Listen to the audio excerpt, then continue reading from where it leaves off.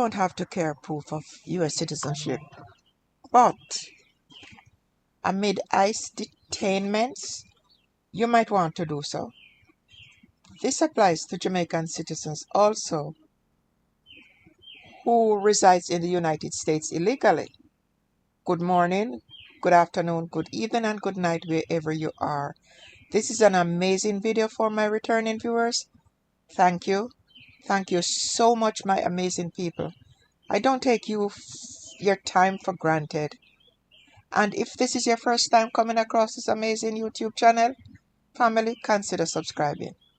I do reaction videos whereby I analyze and I even criticize. I don't take it for granted. Remember that we are here to be very respectful. We don't fight, and we want to share your opinion on the videos that are brought on this YouTube platform. So guys, I will appreciate it if you will bring your opinions on what I'm going to share with you today. Now, in his first few months in office, President Donald Trump has targeted immigrants. Immigrants with tattoos and foreign university students with green cards or visa for deportation. And a recent alarming case has raised concerns that US citizens could be next. And guys, before I get deeper into the video, you see this thing called a tattoo?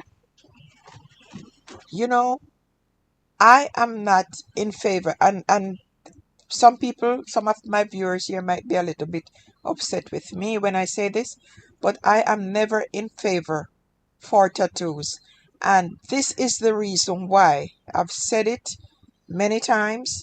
This is the reason why, because you're branding yourself and you could be targeted, even when it comes to getting a job.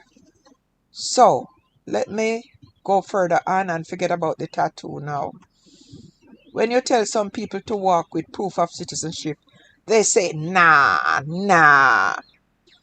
Now, a disabled citizen of the United States went to Mexico and was detained by ICE for 10 days until his family was able to provide proof of his citizenship.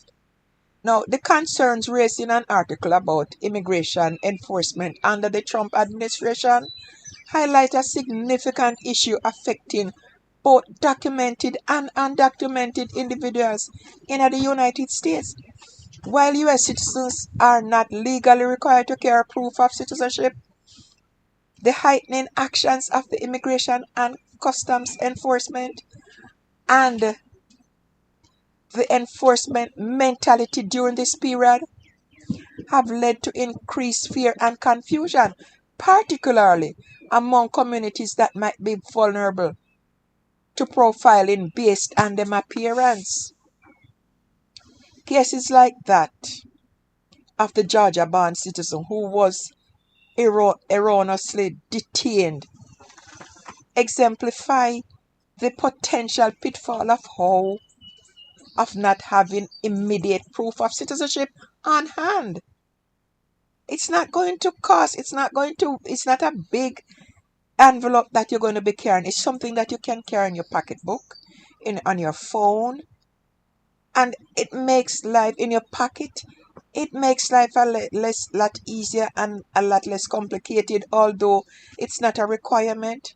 And despite the legal rights afforded to individuals, in practice, those rights can become difficult to assert in high-pressure situations involving law enforcement. It can get people so confused.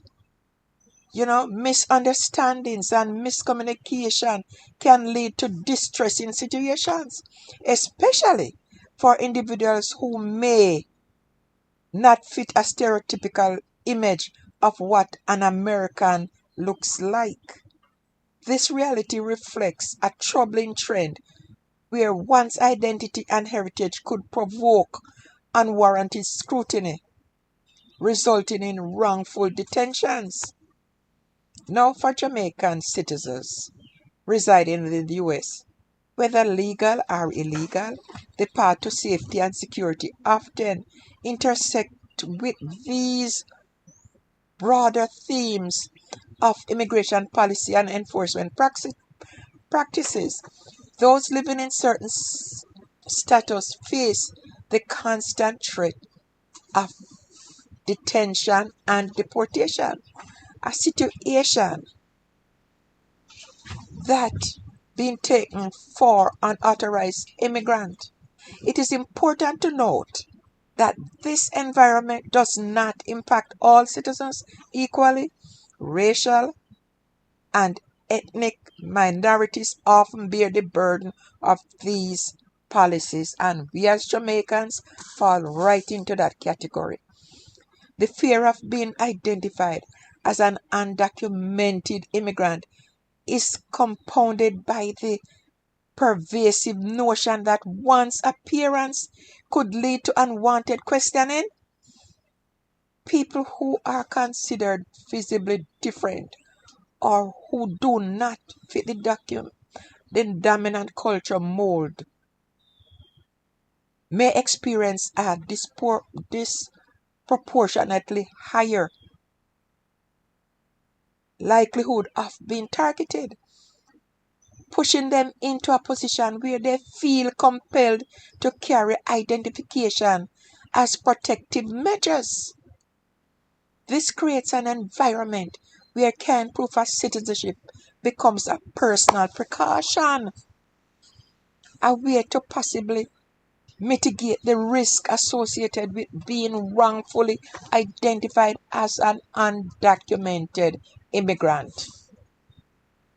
Now, legal experts and immigrant advocates have suggested that carrying documentation such as U.S. passport, birth certificate, or naturalization certificate could help individuals assert their rights in the event of an encounter with the law enforcement. However, even for those who understand this advice, the logics can be daunting. Many Americans, for various reasons, do not have these documents readily accessible. In fact, studies have indicated that only about half of Americans possess a valid passport, which raises questions about the practicality of this advice for the general population. And passport not cheap, so not everybody can have passport. Moreover, having the required documents does not guarantee immediate resolution in an encounter with law enforcement or immigration agents.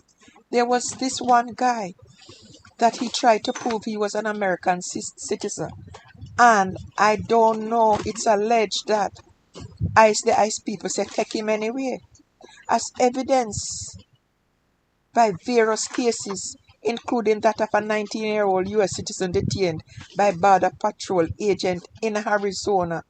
Even individuals who can prove their citizenship may find themselves caught in a bureaucratic nightmare. Although charges may eventually be dismissed, the emotional toll and fear incurred during the detention period can leave lasting scars on both individuals and their families. Now, such experience contributes significantly to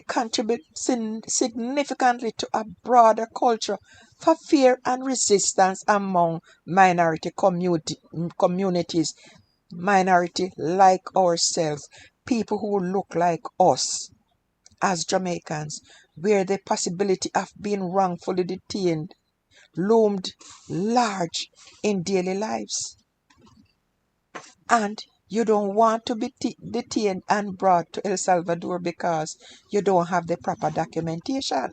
The conversation about whether to carry proof of citizenship raises further questions about the implication of immigration policy, civil rights, and the overall experience of marginalized communities in the United States.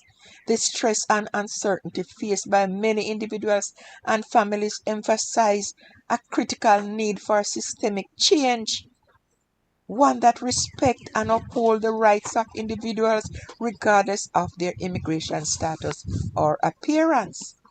This push for thoughtful reform is underpinned by the belief that justice cannot be contingent on a person's ability to prove their identity on demand. Advocates for immigration rights emphasize that creating a more just and equitable society requires dismantling the system that perpetuate discrimination and hostility towards vulnerable groups. America seems to be going backwards, where human rights has become a big issue. Ending racial profiling, instituting better training for law enforcement on their obligation to uphold civil rights, and reinforcing protections for all residents. Citizens are essential aspects of this necessary transformation, and all these new laws, new things that you see coming in, they were on the books but they weren't enforced. But Donald Trump is trying to separate. It seems that what he's doing, different races and all this racial profiling. I mean, imagine, tattoo is a thing that's in now. That's the in thing. And people are being profiled because of tattoos or the way they look on the outside. Ultimately, the urgency of this situation cannot be overstated. With the ongoing impact of immigration policy on citizens and non-citizens alike, it is crucial to develop a framework that fosters understanding, compassion, and cooperation among all people living in the United States.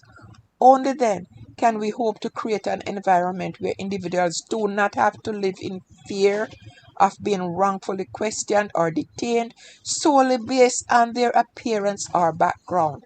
The goal should not simply be to carry proof of citizenship, but to ensure that one's citizenship is accepted and respected by the system and govern our society. Well, guys, that's my take on carrying identification if you're a citizen. And if you watch the video this far, guys, kindly make sure you subscribe to the channel, like the video, and share the video, and I will see you back here on my next YouTube video.